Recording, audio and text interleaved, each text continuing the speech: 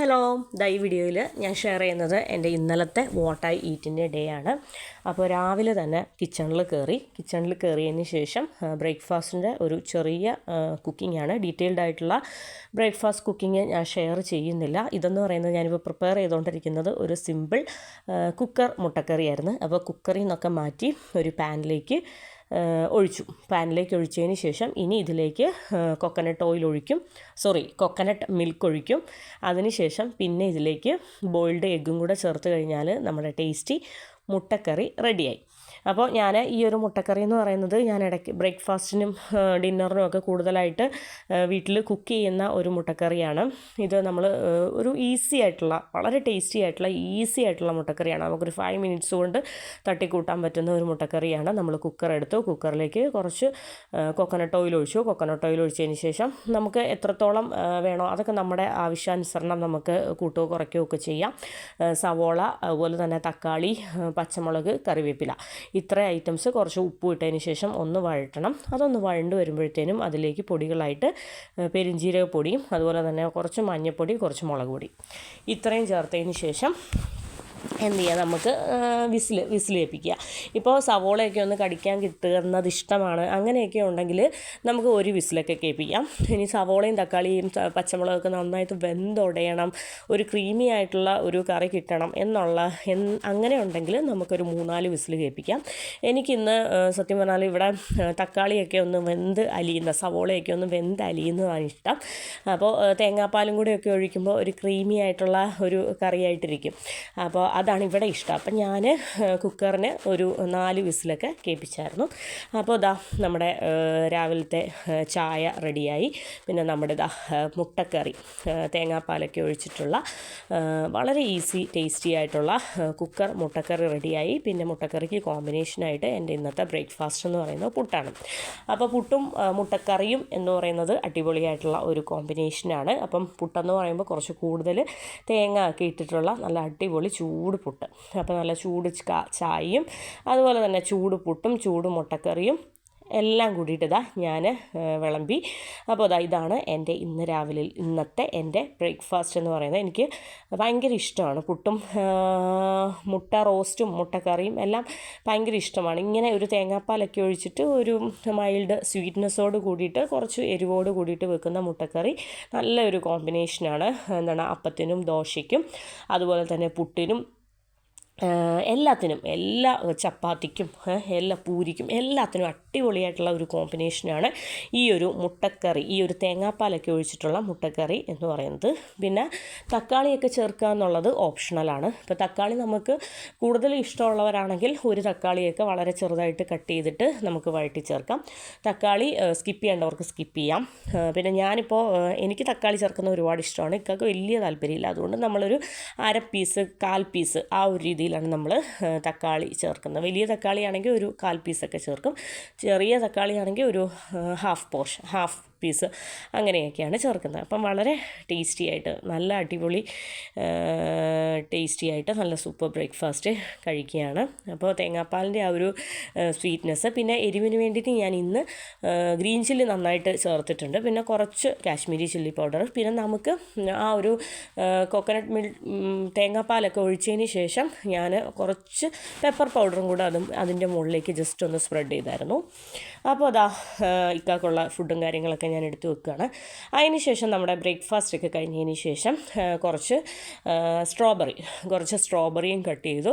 ഒരു റോബസ്റ്റ പഴം അതും വട്ടത്തിൽ കട്ട് ചെയ്തു. ഞാൻ ഇങ്ങനെയൊക്കെ വെക്കുന്നത് എന്നാന്ന് വെച്ചാൽ സാറായ്ക്കൊക്കെ വേണ്ടി, മക്കൾക്ക് വേണ്ടിയിട്ടാണ്.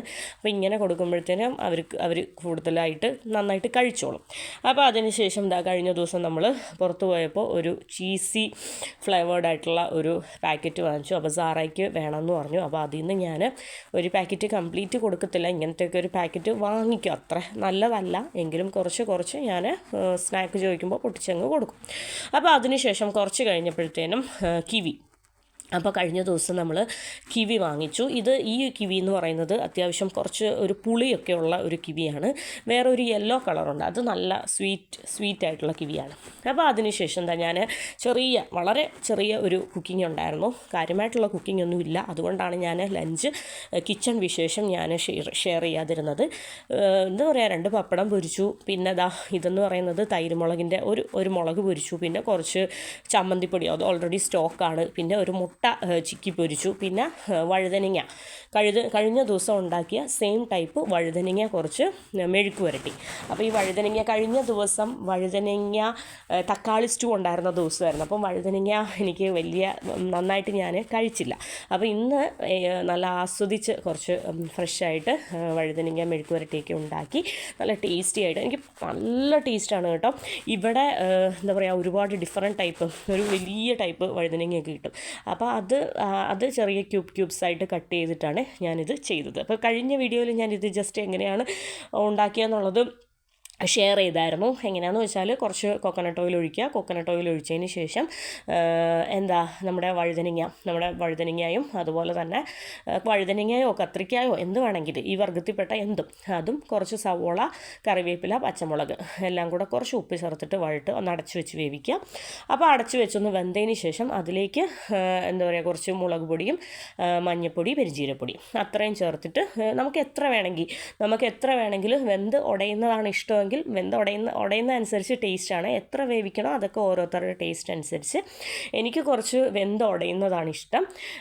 അപ്പോൾ അതും വളരെ ടേസ്റ്റി ആയിട്ട് നല്ല അടിപൊളിയായിട്ടുള്ള സിമ്പിളായിട്ടുള്ള ഒരു ഉച്ചയൂണ്. അതിനുശേഷം ഊണൊക്കെ കഴിഞ്ഞതിന് ശേഷം കുറച്ച് നേരം കഴിഞ്ഞപ്പോൾ ഒരു പൂവമ്പഴം, എൻ്റെ ഫേവറേറ്റ് പഴമാണ് പൂവമ്പഴം. അതിനുശേഷം ഈവനിങ് ആയപ്പോഴത്തേനും ഞങ്ങളൊക്കെ ഇതിനെ പറയുന്നത് കമ്പിളി നാരങ്ങ എന്നാണ്. പല സ്ഥലങ്ങളിലും ഇതിന് പല പല പേരുകളാണ്. അപ്പം ഇപ്പം നിങ്ങൾ എന്താണ് പറയുന്നത്, ഇതിൻ്റെ പേര് എങ്ങനെയാണെന്നുള്ളത് ജസ്റ്റ് ഒന്ന്, പല പേരുകളാണെങ്കിൽ പലതാണെങ്കിൽ ഒന്ന് കമൻറ്റ് ചെയ്യണേ. കാര്യം എന്താണെന്ന് വെച്ചാൽ എനിക്കിതിൻ്റെ വേറെ പേര് എന്തൊക്കെയോ പല പല പേര് ഞാൻ ഈ ഐറ്റത്തിന് കേട്ടിട്ടുണ്ട്. അപ്പോൾ ഞാനത് ഓരോന്നായിട്ട് അടർത്തി സെപ്പറേറ്റ് ചെയ്തതിന് ശേഷം കുറച്ച് ഉപ്പും ചില്ലി പൗഡറും കൂടെ മിക്സ് ചെയ്തു. അതിന് ശേഷം അത് മുക്കി കഴിക്കുകയാണ്. സാധാരണ കമ്പിളി നാരങ്ങ എന്ന് പറയുമ്പോഴത്തേനും ഒരു പിങ്ക് ഷെയ്ഡ് ഒക്കെ കാണാറുണ്ട്. അപ്പം ഞാൻ വിചാരിച്ചു ഇത് ഫ്ലോപ്പായി പുളിപ്പായിരിക്കും എന്ന് വിചാരിച്ചു. പക്ഷേ അല്ല കേട്ടോ, ചെറിയ പുളിപ്പും മധുരവും എല്ലാം കൂടെ ആയിട്ട് നല്ല അടിപൊളിയായിട്ട് തന്നെയാണ് കിട്ടിയിരിക്കുന്നത്. അപ്പം ചെറിയൊരു മധുരമുണ്ട്, ചെറിയ പുളിപ്പുമുണ്ട്. അത് ആ ഒരു എന്താ പറയുക, മുളക് പൊടിയിലും ഉപ്പിലും ആ ഒരു മിക്സിൽ മുക്കി കഴിക്കുമ്പോൾ നല്ല ടേസ്റ്റ് ഉണ്ട്, അടിപൊളിയായിരുന്നു. അതിന് ശേഷം നമ്മൾ കുറച്ച് ബ്ലൂബെറി ബോക്സ് എടുത്ത് അത് നന്നായിട്ടൊന്ന്, നമ്മൾ കഴിഞ്ഞ ദിവസം കുറച്ച് ബെറീസൊക്കെ വാങ്ങിച്ചായിരുന്നു, സ്ട്രോബെറി ബ്ലൂബെറിയൊക്കെ. അത് മേടിച്ച് വെച്ചപ്പോൾ മുതൽ സാറാക്കത് വേണം. അപ്പോൾ പിന്നെ ഞാൻ സാറായ്ക്ക് വേണ്ടിയിട്ട് കുറച്ച് ബെറീസ്, അതായത് ബ്ലൂബെറിയും സ്ട്രോബെറിയും ഒക്കെ കഴുകി കട്ട് ചെയ്ത്, മോൾക്ക് ഭയങ്കര ഫേവറേറ്റാണ് ഈ ഒരു ബെറീസ് എന്ന് പറയുന്നത്. ഈ പുളിപ്പുള്ള ഫ്രൂട്ട്സൊക്കെ സാറായ്ക്ക് ഭയങ്കര ഇഷ്ടമാണ്. അത് ഒരുപാട് നല്ലതാണ്, കുട്ടികൾ അത് കഴിക്കുന്നത് ഭയങ്കര നല്ലതാണ്. എത്ര പുളിയുള്ളതാണെങ്കിലും എത്ര പുളിപ്പുള്ള സ്ട്രോബെറി ആണെങ്കിലും ബ്ലൂബെറി ആണെങ്കിലും സാറ ഇരുന്ന് കഴിച്ചോളും, അത് വേസ്റ്റ് ആക്കാതിരുന്ന് കഴിച്ചോളും. അപ്പോൾ അതിനുശേഷം വൈകുന്നേരം ആയപ്പോഴത്തേനും പ്രത്യേകിച്ച് ചായയോ സ്നാക്കോ ഒന്നും പ്രത്യേകിച്ച് നമ്മൾ എടുത്തില്ല. ഈ ഫ്രൂട്ട്സും അതും ഇതുമൊക്കെ തന്നെ കഴിച്ചങ്ങ് പോയി. പിന്നെ ഡിന്നറായപ്പോഴത്തേനും പ്രത്യേകിച്ച് കാര്യമായിട്ടുള്ള കുക്കിംഗ് ഒന്നുമില്ല. കുറച്ച് അപ്പത്തിൻ്റെ മാവുണ്ടായിരുന്നു, പിന്നെ രാവിലത്തെ മുട്ടക്കറി ഉണ്ടായിരുന്നു. ആ മുട്ടക്കറിയിലേക്ക് നമ്മൾ ഫ്രഷായിട്ട് ഒരു 3-4 മുട്ട ബോയിൽ ചെയ്ത് ഇടുകയാണ്. അപ്പോൾ അല്ലാതെ കുക്കിംഗ് പരമായിട്ട് കാര്യമായിട്ടൊന്നുമില്ല. അപ്പോൾ ഫ്രിഡ്ജിലിരുന്ന അപ്പത്തിൻ്റെ മാവ് തണുപ്പ് പോകാൻ വേണ്ടി എടുത്ത് മാറ്റി വെച്ചു. അതിലേക്ക് ഒരു ചെറിയ ക്വാണ്ടിറ്റി നമുക്കറിയാലോ, നമ്മൾ ഒരാൾ എത്ര അപ്പം വെച്ച് കഴിക്കും എന്നുള്ള ഒരു അളവും കാര്യങ്ങളൊക്കെ നമുക്കറിയാലോ. അപ്പോൾ അത്രയും നമ്മൾ ഫ്രിഡ്ജിൽ നിന്ന് അളവെടുത്ത് മാറ്റി അതിലേക്ക് സോഡാപ്പൊടിയും ആവശ്യത്തിന് ഉപ്പും ചേർത്തിട്ട് ഒന്ന് പുറത്ത് തണുപ്പ് മാറാനായിട്ട് വെച്ചു. അതിനുശേഷം നമ്മൾ അപ്പമൊക്കെ ചുട്ടെടുത്തു. പിന്നെ രാവിലത്തെ മുട്ടക്കറി, തേങ്ങാപ്പാൽ മുട്ടക്കറിയാണ്. അതിലേക്ക് ഫ്രഷായിട്ട് മുട്ട പുഴുങ്ങിയിട്ടു. അപ്പോൾ ഇതൊക്കെയാണ് എൻ്റെ ഇന്നലത്തെ what I eat in A day എന്ന് പറയുന്നത്. കാര്യമായിട്ടുള്ള കുക്കിംഗ് ഉണ്ടോയെന്ന് ചോദിച്ചാൽ കാര്യമായിട്ടുള്ള കുക്കിങ്ങും കാര്യങ്ങളൊന്നും ഇല്ല. എന്നാൽ എല്ലാ നേരവും എന്തൊക്കെയോ ചെറിയ കാര്യങ്ങളുണ്ട് താനും. അപ്പോൾ ഇതൊക്കെയായിരുന്നു എൻ്റെ ഇന്നലത്തെ what I eat in A day എന്ന് പറയുന്നത്. അപ്പോൾ എൻ്റെ ടേസ്റ്റി ഡിഷസ്, എൻ്റെ ഹോംലി മീൽസ് നിങ്ങൾക്ക് എല്ലാവർക്കും ഇഷ്ടപ്പെട്ടെന്ന് വിചാരിക്കുന്നു. ഇഷ്ടപ്പെട്ടെങ്കിൽ എൻ്റെ വീഡിയോ സ്കിപ്പ് ചെയ്യാതെ ഒന്ന് കാണുക. അപ്പോൾ ഇത്രയൊക്കെയുള്ളൂ. അപ്പോൾ താങ്ക് യു ഫോർ വാച്ചിങ്.